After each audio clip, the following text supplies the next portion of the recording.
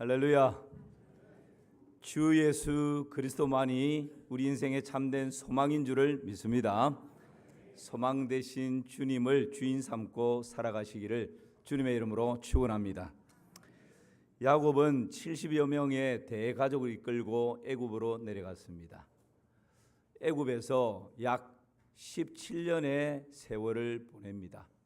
그리고 야곱의 나이 147세가 되었을 때 하나님의 부름을 받게 되죠. 여러분, 야곱이 가족들과 함께 애굽에 내려가서 17년의 삶을 살고 하나님의 부름을 받게 되는데, 그때에 이 야곱의 자녀들 중에 요셉의 형들이 오늘 본문에 보면 두려움에 휩싸이게 됩니다. 왜 두려움에 휩싸일까요? 그것은 요셉의 보복이 두려웠기 때문에, 그것 때문에 두려움에 휩싸이게 되는데, 이미 요셉은 17년 전에 그 형들을 다 용서했습니다. 그런데 그 형들은 요셉의 용서를 받아들이지를 못했던 거죠. 그대로 신뢰하지를 못했던 것이죠. 그것 때문에 두려움에 휩싸여 버립니다. 그래서 오늘은 용서의 은혜가 무엇입니까? 라고 하는 주제로 말씀을 좀 나누려고 합니다. 용서의 은혜가 무엇입니까? 첫 번째는 용서받은 은혜가 있습니다.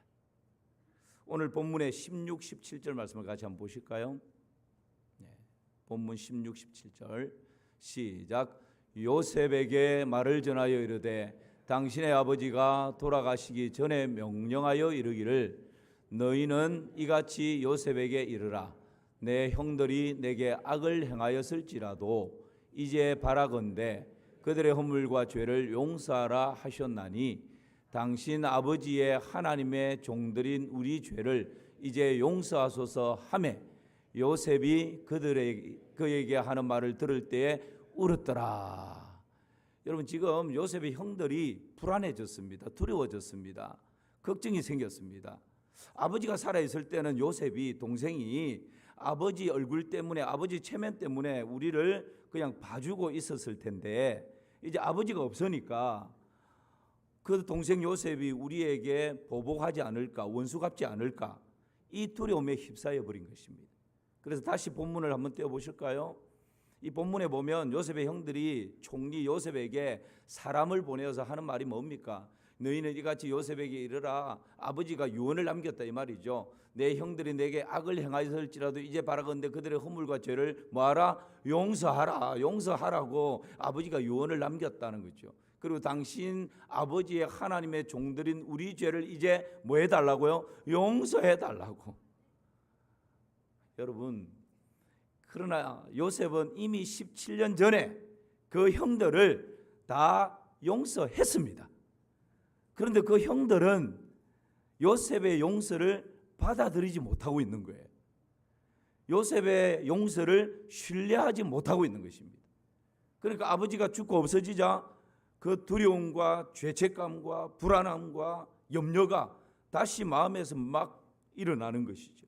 그것 때문에 사람을 보내서 아버지가 이렇게 유언을 남겼다고 요셉에게 이야기를 하고 설득을 하고, 이런 일들이 지금 벌어지고 있습니다.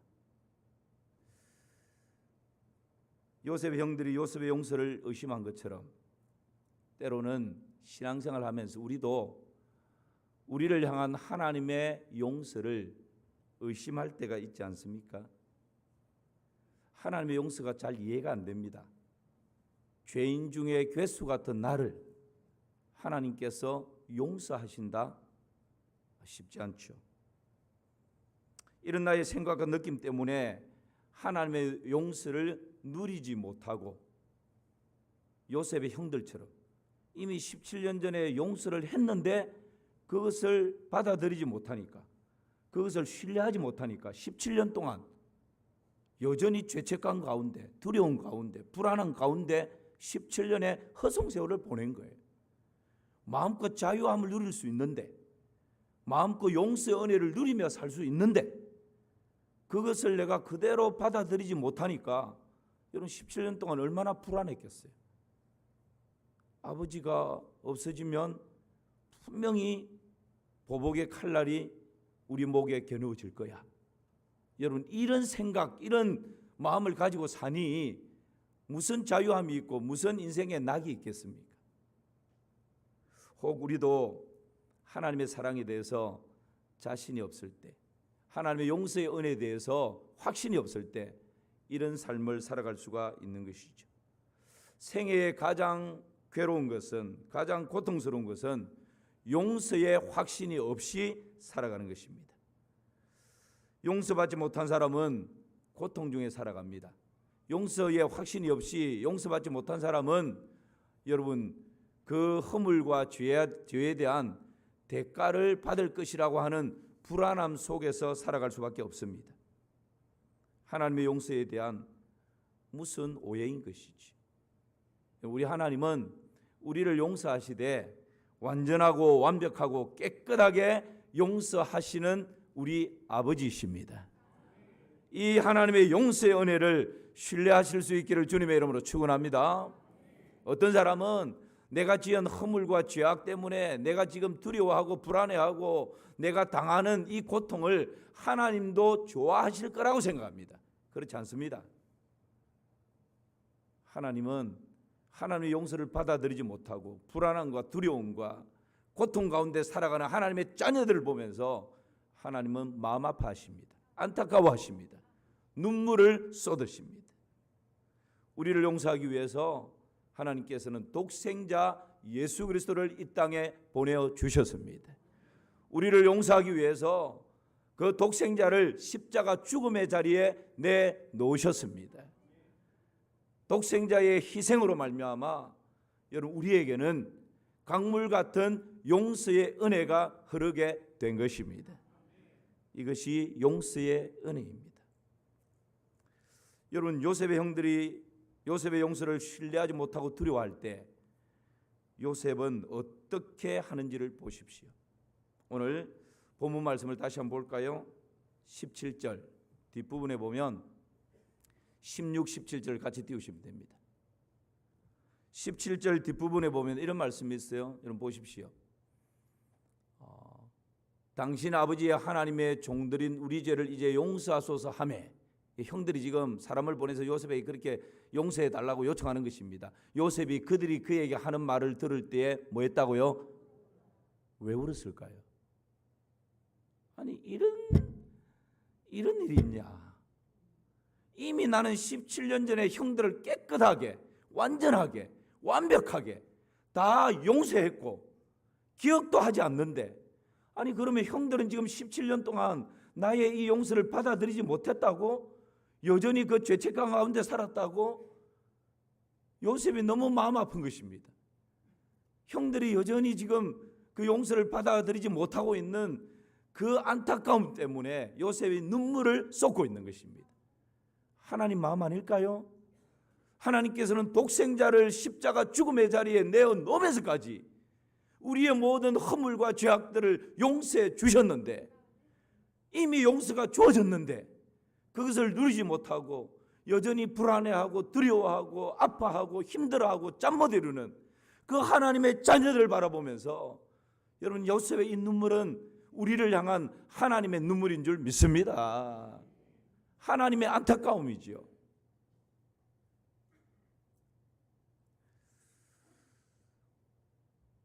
하나님의 눈에서 눈물이 아니라 하나님의 입가에 미소 짓게 하는 것은 하나님께서 이루어 놓으신, 갈보리 십자가에서 이루어 놓으신 하나님의 용서의 은혜를 있는 그대로 받아들이는 것입니다.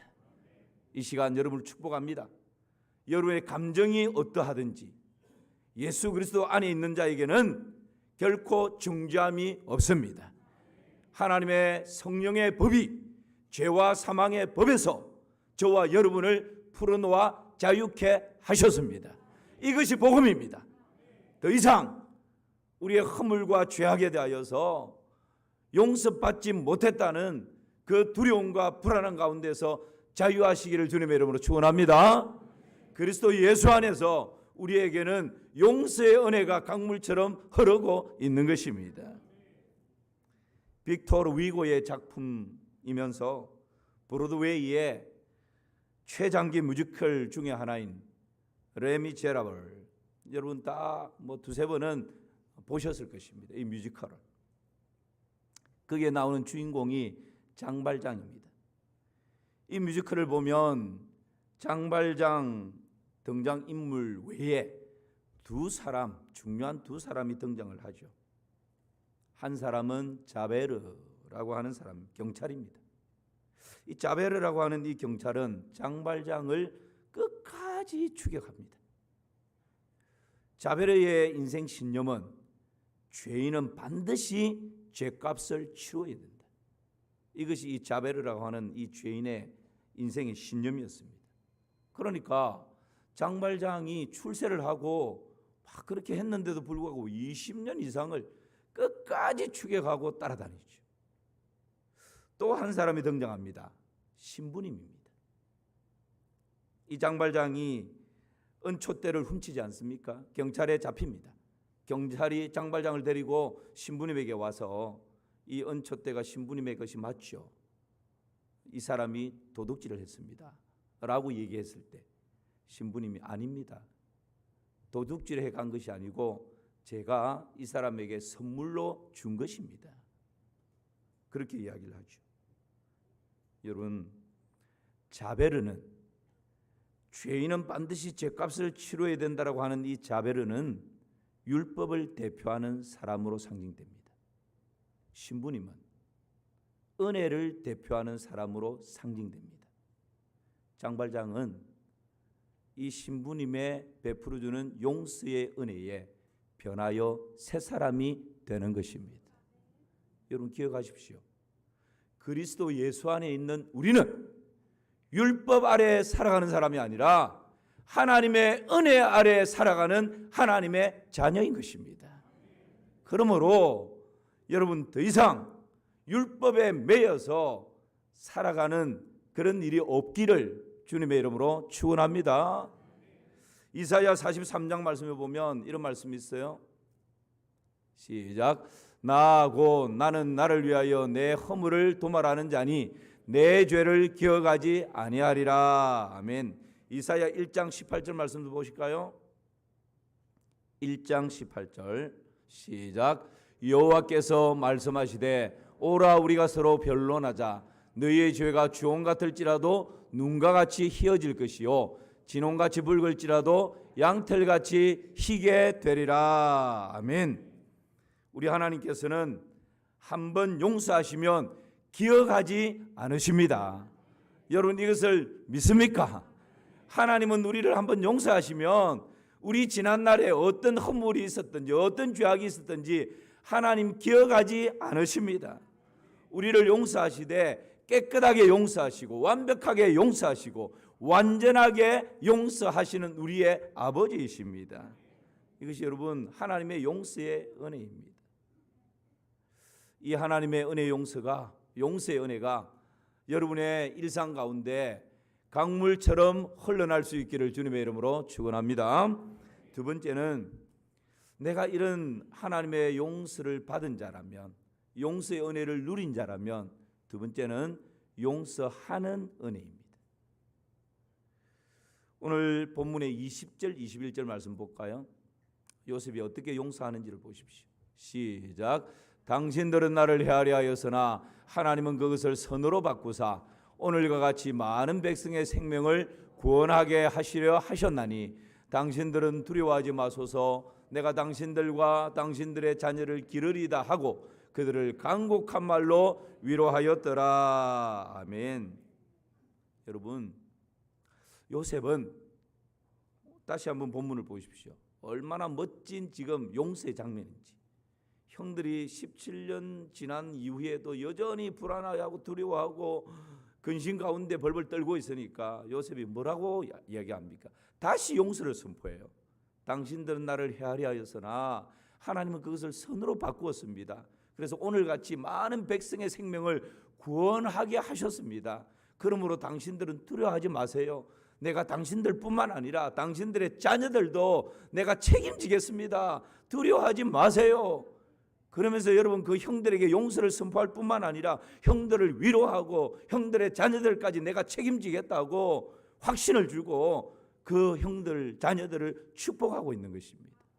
얼마나 멋진 용서의 장면입니까? 요셉이 이렇게 용서할 수 있었던 것이 요셉의 성품 때문이었을까요? 요셉의 인격 때문이었을까요? 그렇지 않습니다. 여러분, 나의 성품을 가지고 용서한다면 쉽지 않습니다. 나의 조금 성숙해져 있는 인격을 가지고 그 사람을 용서하려고 도전하면 실패합니다. 용서는 우리의 인격으로 되는 것이 아니고 우리의 성품으로 되는 것이 아닙니다. 요셉이 이 형들을 이렇게 용서할 수 있었던 비결이 뭡니까? 그것은 하나님의 섭리를 신뢰했기 때문입니다. 사람의 실수에도 불구하고, 형들이 나를 해치려고 했던 그 일에도 불구하고 하나님께서는 오히려 형들의 그 실수, 형들의 잘못을 선으로 바꾸어서 오늘 나를 하나님 나라의 아름다운 도구로 삼아 주시는 것입니다. 이것이 하나님의 섭리죠. 이 하나님의 섭리를 절대적으로 신뢰할 때 여러분, 형들을 용서할 수 있었고 나를 억울한 누명을 뒤집어 씌워서 감옥에 넣어버렸던 보디발의 아내도 용서할 수가 있는 것입니다. 형들이 없었다면 요셉의 꿈은 이루어지지 않았을 것입니다. 보디발의 아내가 없었다면 요셉의 인생에서 바로왕 앞에 설 수 있는 기회는 없었을 것입니다. 하나님을 사랑하는 자, 그 뜻대로 부르심을 입은 자들에게는 인간의 실수도, 나의 연약함도, 나의 눈물도, 인간의 고통도 하나님께서 다 합력해서 아름다운 선으로 바꾸어 가신다는 것. 이 하나님의 숨어있는 보이지 않는 손길을 신뢰할 때, 하나님의 섭리를 신뢰할 때 여러분, 내 앞에 있는 그 어떤 사람이라도 용서를 선포할 수 있는 것입니다. 그런 하나님의 섭리를 믿음의 눈으로 볼 수 있기를 주님의 이름으로 축원합니다. 요셉의 생애가 그토록 아름답게 빛날 수 있었던 것은 여러분, 요셉이 애굽 총리가 되었기 때문이 아닙니다. 총리의 자리에서 많은 사람, 죽어가는 사람들을 살려냈기 때문에 요셉의 인생이 그렇게 빛나고 아름다운 것이 아니었습니다. 도저히 인간의 마음으로는 용서할 수 없는 형들을, 도저히 내 실력으로는 용서를 선포할 수 없는 보디발의 아내를 하나님의 섭리의 손길을 바라보며 용서하고 용서를 선포했기에 요셉의 인생은 그토록 빛날 수 있었던 것입니다. 그러므로 용서는 보석보다 아름답습니다. 용서는 우리의 영혼을 흰눈같이 깨끗하게 하는 놀라운 은혜인 것입니다. 용서는 우리의 마음을 바다보다 깊게 만들고 하늘보다 높게 만드는 신비입니다. 용서는 우리의 육체를 깃털처럼 아름답게 만드는 보약과 같은 것입니다. 요셉은 그의 생애를 복수의 칼을 갈면서 살지 않았습니다. 요셉은 그의 인생을 분노의 마음을 품고 살지 않았습니다. 요셉은 하나님의 승리의 손길을 바라보면서 용서하는 복된 인생을 살았던 것입니다. 그러므로 용서가 있는 곳에 불신의 담이 무너집니다. 용서가 있는 곳에 미움, 증오의 모든 그림자가 한순간에 사라지게 되는 것입니다. 용서가 있는 곳에 악한 영들이 한 길로 왔다가 7길로 도망가게 되는 것입니다. 용서가 있는 곳에 상한 마음이 싸매어집니다. 용서가 있는 곳에 고나고 지친 영혼이 소생케 되는 은혜가 있는 것이죠. 용서가 있는 곳에 기쁨이 있고 감사가 있고 소망을 노래할 수 있는 것입니다. 여러분, 용서하지 않는 마음의 엉어리를 품고 있는 그런 사람은 아무리 넓은 집에 살아도 여러분, 마음에 평강이 없어요. 용서하지 못하고 내 안에 아픈 가슴을 부둥켜 안고 있는 사람, 내 안에 쿡쿡 찌르는 가시를 부둥켜 안고 있는 사람은 아무리 물질이 내 손에 많이 들어와 있어도 기쁨이 없어요. 용서하지 못하고 내 안에 원한을 품고 있다면 여러분, 아무리 높은 자리에 올라가도 참된 소망이 없습니다. 하나님께서 우리를 향해서 참 자유와 참 기쁨과 참 소망을 마음껏 누리며 휘파람을 불도록 살아가도록 놀라운 작품 하나를 만들어 두셨는데 그것이 바로 용서라고 하는 작품입니다. 이 시간 우리 마산 3.1교회에 속해 있는 모든 성도님들, 하나님이 우리 인생의 평강과 자유함을 위해서 만들어 놓으신 걸작품, 이 용서를 여러분 일상 가운데서 더 많이 누리시기를 주님의 이름으로 축원합니다. 18사략, 발음이 조금 이상한데 다른 건 아닙니다. 18사략이라고 하는 중국의 역사책이 있습니다. 중국의 역사를 좀 이렇게 짧게 간추려 놓은 책입니다. 거기에 보면 이런 이야기가 한 토막 나옵니다. 진나라 왕실이 경영하는 목장에서 말들이 몇 마리 탈출을 해버렸어요. 왕실에서 경영을 하는데 말들이 탈출을 해서 이웃 마을로 도망을 가버렸대요. 그 이웃 마을에서는 주인 없는 말이 몇 마리 이렇게 마을로 들어오니까 그렇지 않아도 마을에서 흉년 때문에 지금 굶주려 있는데 하늘이 보낸 복이구나 생각하고 마을 사람들이 이 말을 잡아다가 포식을 했어요. 잔치를 벌렸어요. 그런데 웬걸 다음 날이 되니까 이 관아에서 이 말들을 잡아먹은 이 사람들을 조사하러 나온 거예요. 그래서 전부 다 불러들였습니다. 무려 마을 사람 300명이 체포가 되어서 왕 앞에 서게 되었습니다. 그런데 왕이 그 마을 사람들 300명을 보고 이렇게 말합니다. 오랜만에 고기를 먹었으면 포도주까지 곁들여야 맛이 있지. 그러면서 여봐라, 이들에게 포도주를 갖다 주어라. 그래서 이 지금 붙들려온 처형을 당하려고 왔는데 왕이 포도주를 주라 그러니까 이 300명이 포도주를 맛있게 먹었습니다. 그리고는 왕실에 보관해 두었던 양식과 포도주를 집으로 돌아갈 때 다 싸서 선물로 보냈어요. 300명은 야, 이제 우리는 끝났다. 우리 인생은 말고기 한번 먹는 것으로 다 끝이구나. 그렇게 생각했는데 기대하지 않았던 왕이 베푸는 호의에 모두가 감동했습니다. 그리고 마을로 돌아왔습니다. 세월이 좀 지났습니다. 진나라에 전란이 일어납니다. 진나라가 멸망 위기에 처하게 되고 왕의 죽을 고비에 몰렸습니다. 그때 느닷없이 왕을 지키겠다고 나서는 300명의 결사대가 조직되어서 왕을 목숨 걸고 지키고 보호해 줍니다. 그 300명의 결사대가 바로 몇 년 전에 왕으로부터 호의를 받았던, 왕으로부터 용서의 은혜를 받았던 그 사람들이 이제는 우리가 왕을 지킬 차례다. 그러면서 결사대를 만들어서 왕을 목숨 걸고 지켜냈다는 이야기가 18사략이라고 하는 중국 역사책에 나옵니다. 여러분, 누군가를 용서하면, 용서하는 은혜를 베풀면 어느 날 나의 품으로, 우리 가정의 품으로 그 용서의 은혜가 30배, 60배, 100배의 열매가 되어서 돌아온다는 사실을 여러분 꼭 기억할 수 있기를 주님의 이름으로 축원합니다. 하나님 말씀의 원리예요. 마지막 세 번째는 용서의 과정입니다. 이 용서의 과정에 대해서는 제가 몇 번 이야기한 적이 있습니다. 그러나 다시 한번 용서에 대한 주제니까 마지막 세 번째는 다시 한번 여러분 잘 정리를 하면 좋겠습니다.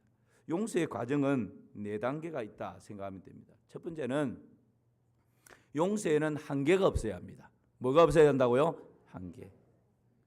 이런 사람이 있습니다.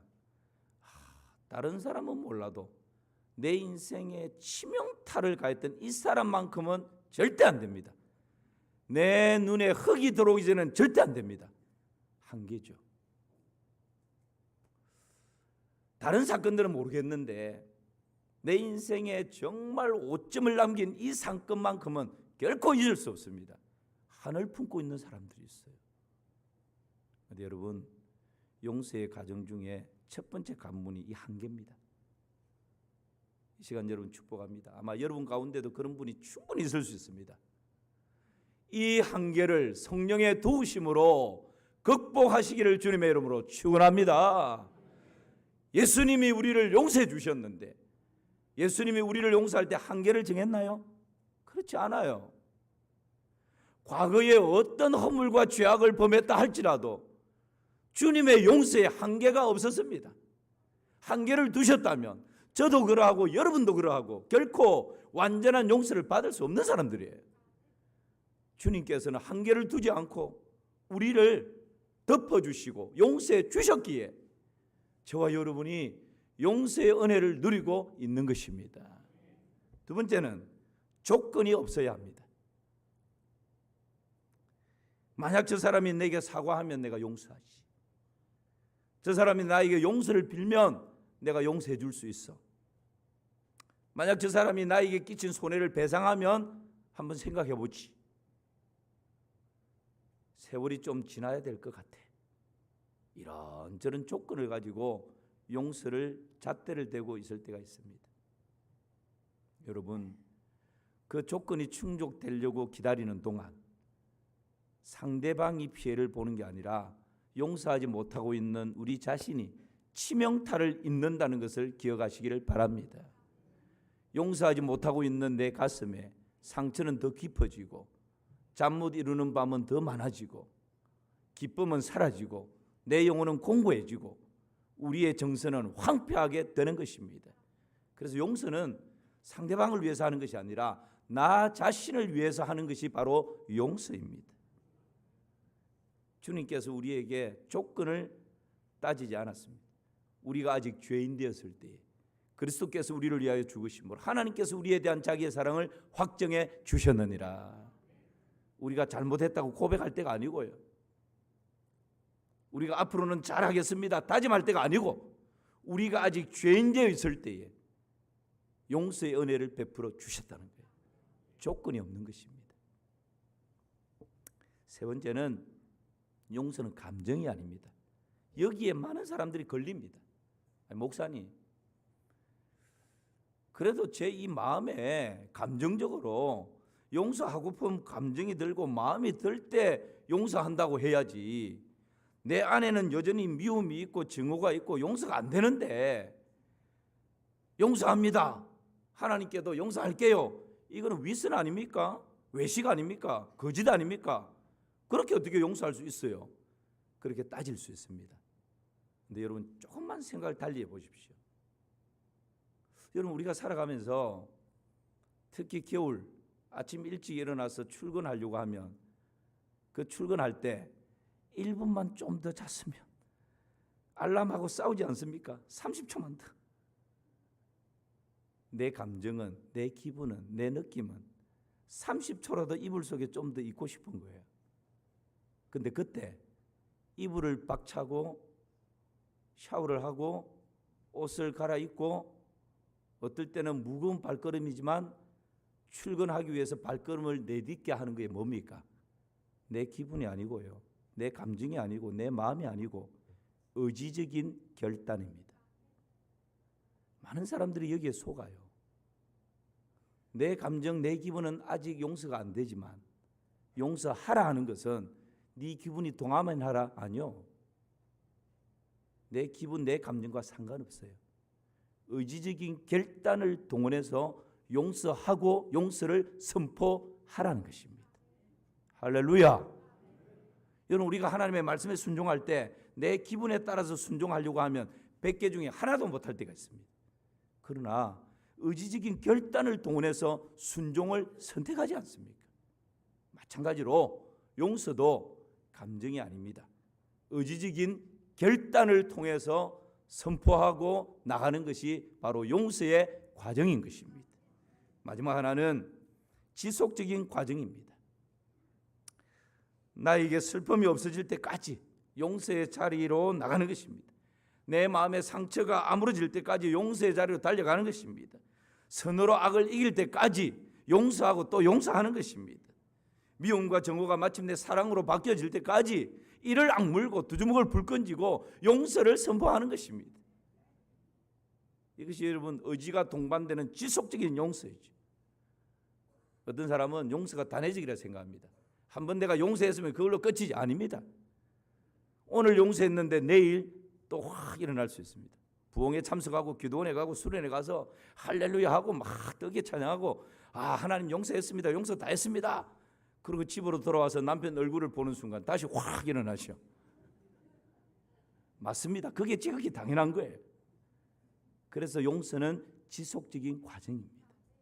한 번으로 되는 것이 아니라 예수님이 뭐라 말씀하시죠? 70번씩 7번이라도 용서하라. 이게 지속적인 과정이라는 거예요.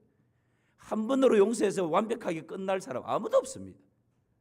오늘 안 되면 내일, 내일 안 되면 모레, 올해 안 되면 내년 용서를 선포하고 또 선포하고 내 안에 엉어리가 풀어질 때까지, 내 안에 미움이 사랑으로 바뀌어질 때까지 요셉처럼 당신들뿐만 아니라 당신들 자녀들까지 내가 책임질게요.